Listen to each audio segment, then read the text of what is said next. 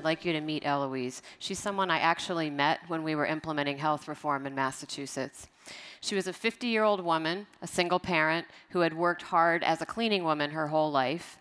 She had no health insurance, and she was struggling to put her two sons through college.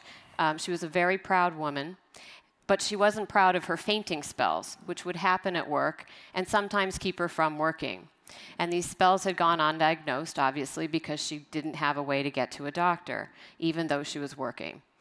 She wasn't part of any retailer's picture, and she wasn't part of any employer alliance. But she was finally able to buy some affordable coverage once we launched the Health Connector, and she was able to see a doctor and get diagnosed. It turned out she had epilepsy, and it was treatable. When she came to tell her story at our board meeting, she held up the bag of pills, which she was now able to buy through the retailer, and that was what was keeping her healthy and productively employed. On every front, she was doing the right thing, and we were supporting her in that.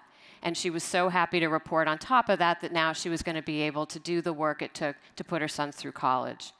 I see this as a huge success story, and it's an example of where government, insurers, and retail all came together to address those big things that are the ultimate measures of our system: cost, quality, and access.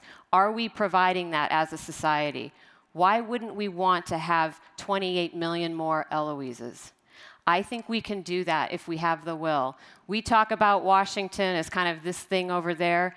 I want to say that's us, and we have to actually harness the collective will to demand that of our system. Because if we have that, we can address and drive change. We can do that in conjunction with retailers, but it needs to come from the polis, and that's us.